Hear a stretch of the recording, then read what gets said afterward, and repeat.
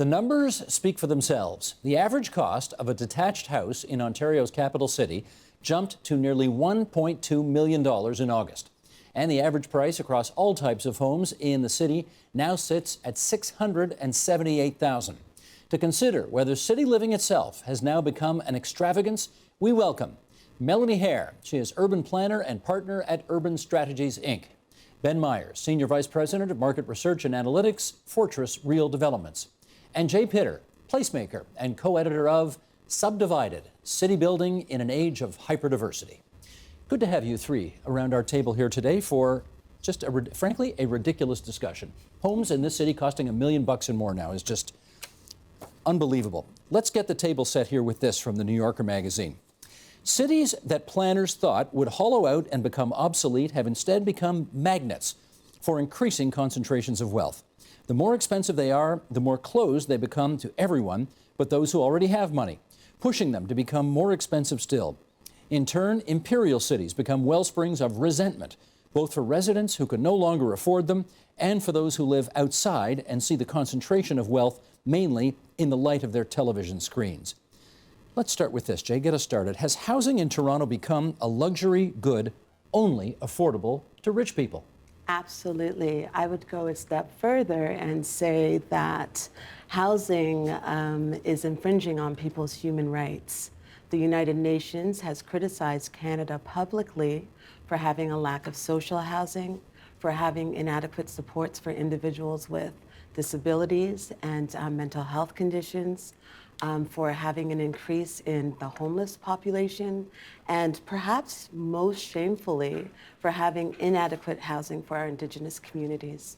Melanie, what's your view on whether housing is now for the rich only in the capital city of this province? Stephen, increasingly so, absolutely. I think we have to remember that for many, many decades, Toronto has been comparatively its housing market has been relatively low compared to some of the, in cost, compared to some of the global cities that we like to compete against. So the imperative is incredibly apparent with some of the numbers that you've identified today, and we see these trends and some of the issues around inclusiveness that Jay has raised. But I think there's also an opportunity here to really step up the game, and there's some responses that are possible. There are tools that we can bring to the table. I think there's some design solutions, and there's really pushing. Hold off on tools and design. We're going to get to that through the course of our discussion. Absolutely. I think there's some solutions. I'll put it that way. Ben, your view. Yeah, I mean, I typically do market presentations on a regular basis, and after one of them, a lady came up to me and she was kind of distraught, saying, you know, her children are just graduated university and they can't afford a single detached home. And it was weird. The thing that came to mind, I said, single detached housing has gone from being a Lexus to a Lamborghini.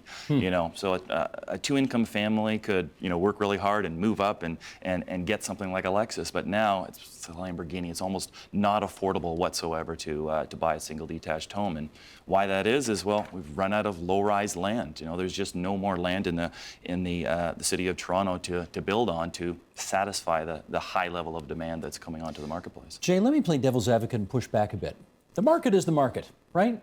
The market decides what stuff's worth. And where does it say that somebody who just graduates from college or university is entitled to live in the most expensive city in the country? So, you know, that's a really interesting question, because the market is the market, but when the market is being used to create social divides and a class divide, then it becomes a problem. So this is not neutral, what's happening with the market. And also, I want to say that young person graduating from university, they're my concern, but they're not my top concern. Let's talk about immigrants and newcomers coming into the city, or again, people with mental health conditions. I'm most concerned with the most vulnerable citizens whose lives are at risk living in unsafe, undignified, unstable housing. No, fair enough, but that's the point where, you know, government is supposed to come in, presumably, and create a set of circumstances that would allow those people to live in dignity, even in the city of Toronto. Is that happening? It's not happening, but I would challenge you and say that it's not just the government's responsibility. It's everyone's responsibility. It's the design community's responsibility. It's Ben's responsibility as a developer. It's my responsibility as a placemaker. We should all be invested in creating just and accessible cities for all. Ben, do you see that as your responsibility? Well, I think the developers do have a little bit of a responsibility to build the type of housing that people want and that people need. I've always been a supporter. Hang on, those are two different things. Yeah. We know you're in the business of putting up housing that people want. Mm-hmm. This is different. Yeah, I Are think you responsible for building that too? I think we have a little bit of a responsibility, not 100% responsibility. What do you mean by a little bit, Ben? I mean that a bit of our profit and a bit of our space that we have in a development project should be used for a low-income family. And I've always been a supporter of inclusionary zoning. I think that the government should help to pay for that. We have the expertise in building these units. We have the sites. Allow us to either build them higher or give us a fast pass in the development approvals process that we can save a little bit here so we can spend a little bit more to do the type of social grassroots things that need to be done to help the city grow and be an inclusive place. Melanie, maybe I can get you to weigh in on this issue of how much responsibility you feel the private sector has versus government. We understand government's role and responsibility, but the private sector's role to create the kind of housing that would deal with some of the really hard to serve people that Jay just referred to. I think there is a role, for sure. I think there's a role of being partners. I think it's helpful if we broaden the discussion, though, from housing as single-family housing to housing that meet the needs of the people, whether they're the most vulnerable or new homeowners and or people that are aging in place and may want to change their housing form. So I think the role, I think we see increasingly the development community recognizing their role, that it needs to come to the table, the government needing to put better tools in place, allow municipalities to kind of incent that as well as require that in some instances. I also think we need to think about a whole range of housing stock which is not necessarily a single-family house or a podium and tower, because I think there's some solutions in this community that need to think about the broad spectrum.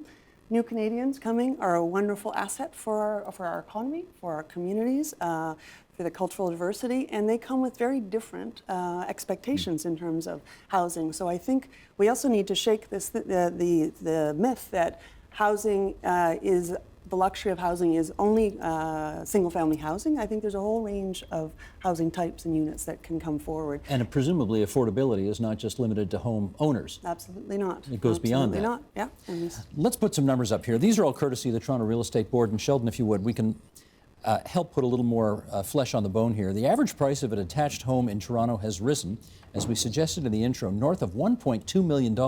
That's up 18% plus from a year ago. A semi-detached will even cost you $775,000 almost, and that's up 16% plus from a year ago. The average price of a townhouse has risen to more than $614,000, and that's up again, almost 17%. And finally, condos. A lot of people think condos is a good starter way to get into the market. That's the average price of a condo in Toronto now, almost $450,000. And even that is up nearly 10%. This is, of course, these numbers in the right-hand column, all well beyond what inflation goes. Real estate is just booming. Okay, let's put one more chart up here. Let's look at rent. Maybe you don't want to buy, you want to rent. That's pretty tough too in the capital city. For a bachelor apartment, it rose to more than $1,400 a month. For a one-bedroom, more than $1,700, and for a two-bedroom, more than $2,300. All those numbers courtesy of the Real Estate Board. Ben, you know your customers, so let's figure this out. Are people still primarily interested in looking for single-family detached homes? That's been the preference, right? If you look at any of the surveys that are done across several different independent sources, it's always, anywhere from 60 to 100% of the people surveyed want a single detached home. And unfortunately, like I mentioned, there's just not the land available. If you look at the entire Toronto CMA, you go back 10 years, we were adding 30,000 new low-rise homes, so single, semis, and row every single year. Last year it was 12,000. It was the lowest that's been in the last 25 years. So it really comes down to supply and demand. So here's the follow-up question. Do people have to adjust their expectations of what they want in terms of housing in a big city like this? For sure. Yeah, I mean, people, they compare themselves to their parents and what their parents had.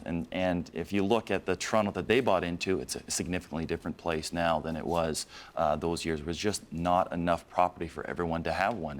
With the continued immigration that we're seeing, with the lack of supply, prices are only going to go up. We can only can go vertically. We can't go out. Let me get Jay on that.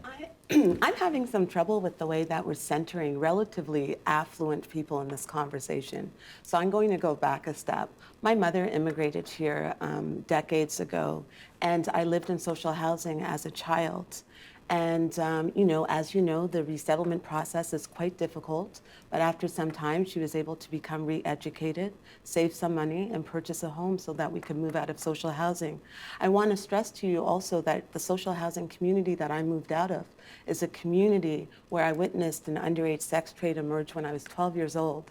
And it took the life of a friend's older sister. So this is a life and death and a quality of life conversation we're having, and we're having it about relatively affluent people. So I need to interrupt that part of the conversation. So what I need to say about the housing issue and where we are in terms of affordability is that, firstly, my mother's story is not even possible today. So we're inviting, as you say, immigrants to a city, and then we're excluding them from mobility and possibility. That's outrageous. Well, who's the we? I think the we is all of us. So it's very easy to sort of blame it on Ben, the rich white developer, right? And it's very easy to blame it on, urban planners in the design world. I think it's all of us. I think we all need to care.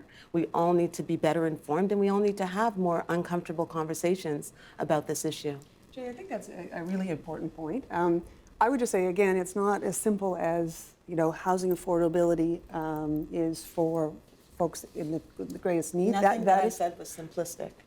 Fair enough, what I was going to say, but I think sometimes is it affordable in Toronto? I think there is a set of needs for people who are the most at risk and most vulnerable. I think there's a set of needs for a healthy housing market would allow us to, young people come drawn by jobs, workers that can support our community, whether those are nurses, firemen, and so on and so forth. And we need housing that can work for those folks, and we need housing that can allow us all to grow into our community. So I think there's a spectrum here, Steve, that we just really need to understand, and different strategies, policies, and partnerships are involved in each of those spectrums. I absolutely agree that there's a spectrum. What I'm saying is, though, that although we acknowledge that there's a spectrum, Yep.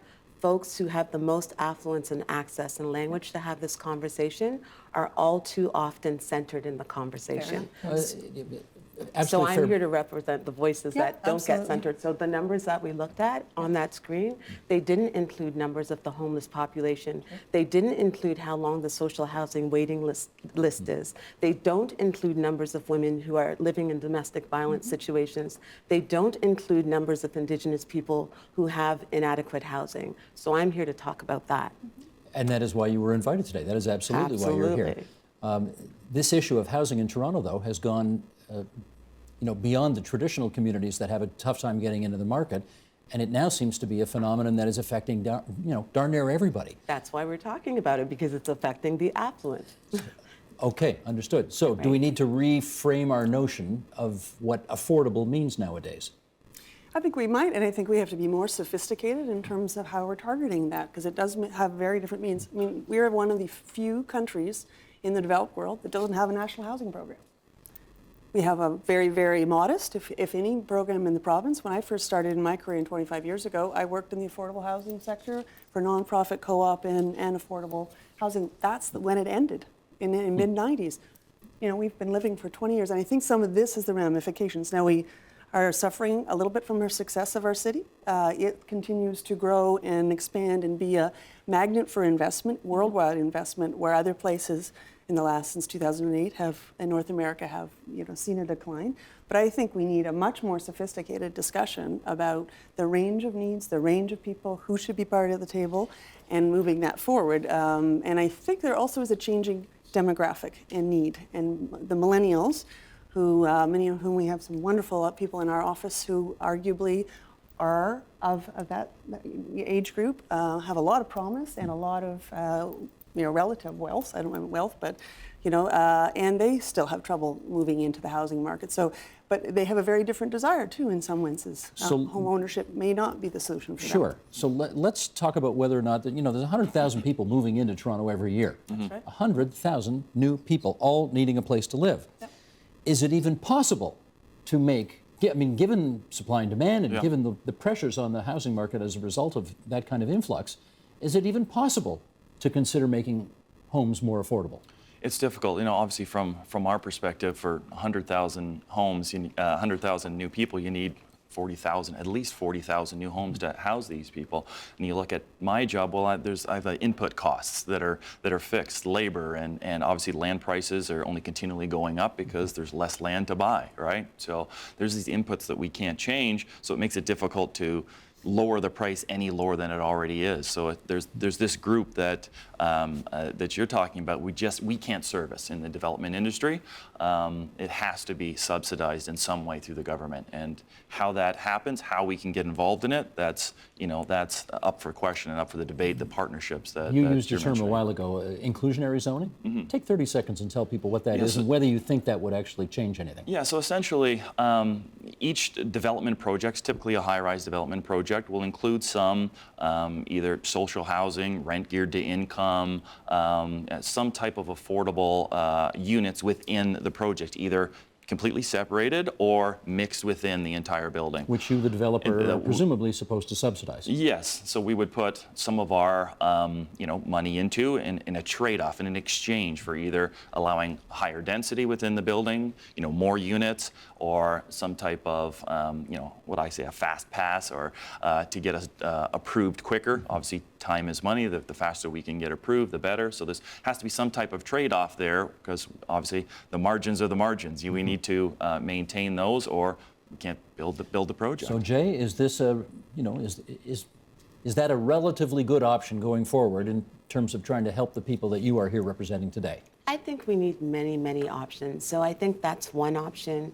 I think more mixed income housing is another option. I think mid-rise housing is an option. I think the condo development, as a sole sort of housing typology is an issue. I think to what you said, we need different types of housing. And so I think there's a multiplicity of options. And I think the key issue is that we're not having conversations across communities, across disciplines, across sectors. When you say we, do you I want to read between the lines here. Absolutely. Are you basically saying rich people don't want to live near poor people? And that's the problem here? That's really interesting. So I'll answer both questions. When I say we, I mean those of us who live in the city, who consider ourselves to be city builders and who care about Toronto. So that's what I mean with the we. And is that 416 or is that the whole Greater Toronto area? GTHA, as a matter of fact, everyone. Greater Toronto and Hamilton area? Absolutely. Okay. And so now to your question about class. So I do think that we don't have enough conversations about class. I'm sure all of you know about Professor Holchansky's study about 3 cities. And so either we are going to sit back and say, oh my gosh, this is a terrible thing, or we're going to disrupt that. And again, by putting Holchansky's name on the table, there are some people who will recognize the name and what the 3 Torontos is about, but for those who don't, just fill us in. Okay, so the study shows that in the past couple of generations, the city has become more polarized by class and race than ever before. So we're really headed down a dangerous path. And so I referenced that study to say that as much as we say that we like diversity, that we want to bring in new immigrants, that we really want to live among each other, that's not what's happening. So there's a disconnect there. So either we have to acknowledge that we're classist and racist, and that we want to live alongside of each other and commodify particular bodies and particular communities, or we want to develop a city for everyone where we all have possibilities and where we're going to have meaningful relationships with people across class, across race, across sexual orientation. In which All of case, it. to that end, Melanie, we did see on that chart, single detached houses are $1.2 million average. It's beyond the means of just so many people nowadays. Condos were around $450,000 apiece. Are more condos a potential solution for this problem? I think more condos and much more are a greater is the solution here. I think what we see is interesting now, in fact, that the number of sites like the railway lands and other sites down in the downtown core are actually coming close to fruition. We're seeing an uptake along the main streets and the avenues of mid-rise townhouse form. The building code has changed, is in the process of changing to allow stick-built housing, so that changed the affordability of What's mid-rise. stick-built housing? Wood frame housing that can go now up to 5 or 6 stories. So that is your typical mid-rise height, which can usually take the form of townhouses on the ground or stacked townhouses, one on top of each other. And you start seeing some not only infill projects of a different, at a greater magnitude. I ride my bike along Dundas West to get downtown to work, and I ride by 4 or 5 mid-rise projects which are literally coming out of the ground. So that's a range. You know the problem with those? The people who live in bungalows in those areas don't want them. They want true. their neighborhoods to stay the same. Yes, there they is want to be that able to live whole and NIMBY kind of, not in my backyard and pressure What's back. that about? Not in my backyard. What is that about? So going back to Change, and it's Yeah. about this, it's the perception of different people. Right. But I think well, a lot of it is we're- just keeping it the way it was, right? I moved into I hear this all the time. I moved into this neighborhood because it was all bungalows and it was nice and sweet and not too much density, and that's what I want to keep.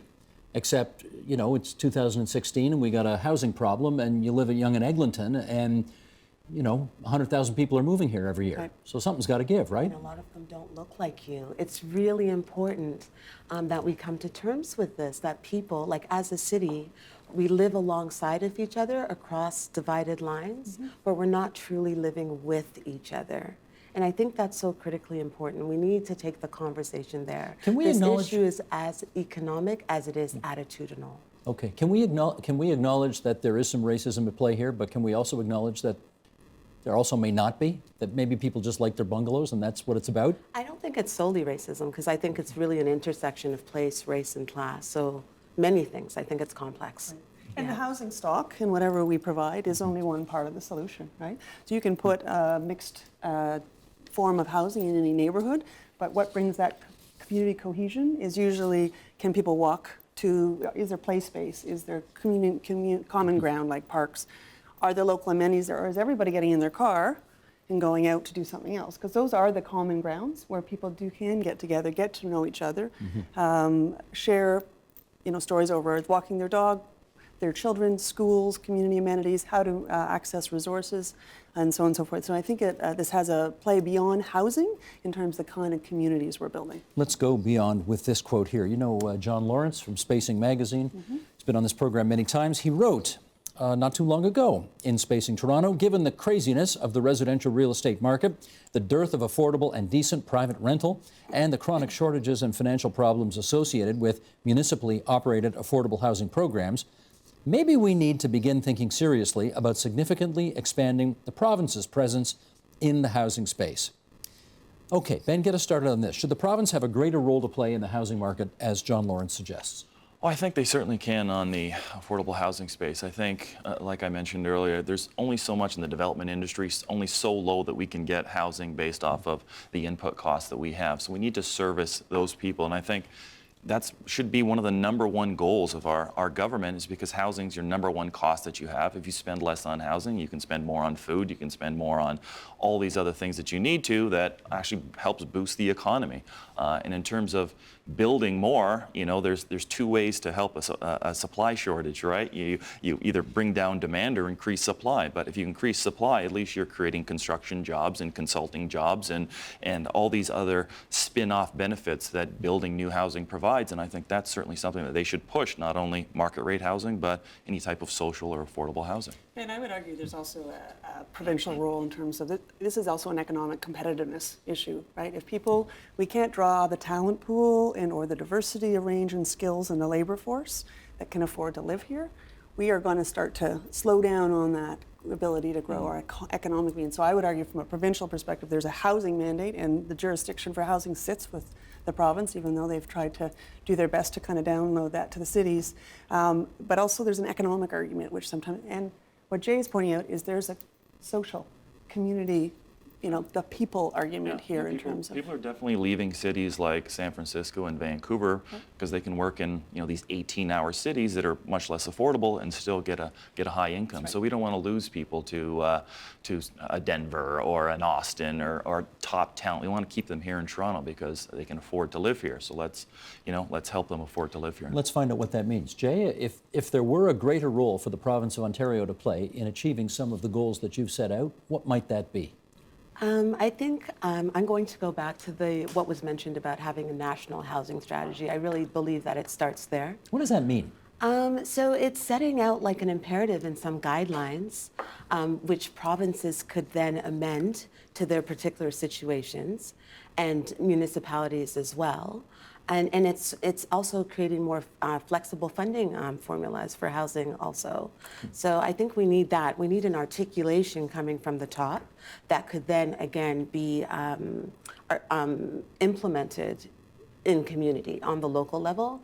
So I think we need that. And I also think, and I definitely think that provincially there should be more of an allocation of resources for sure.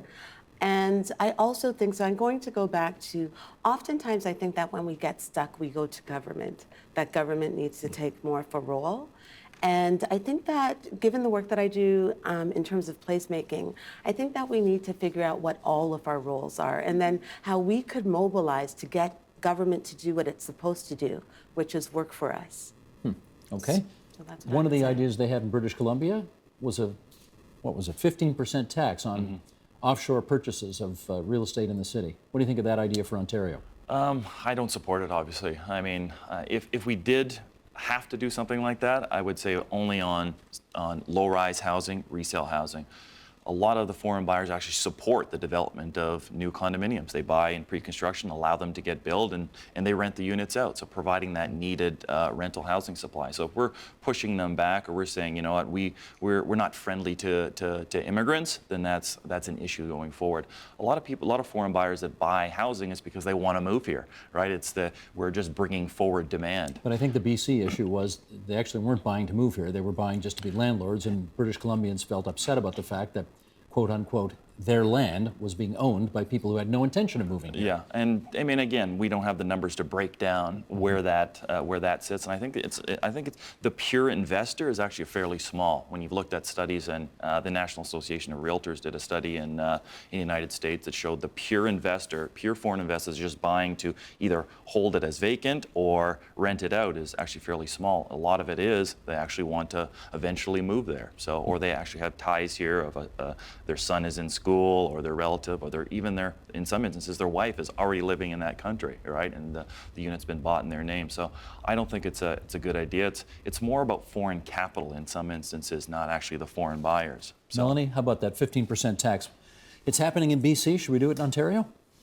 I think we should focus more on partnerships and finding ways through, and as Ben has mentioned, inclusionary zoning and other kind of tools. The City of Toronto has established the Door Open policy, which shall, again, in addition to their housing policy, looks to find partnerships with developers as they're coming forward to deliver a public objective, a city objective.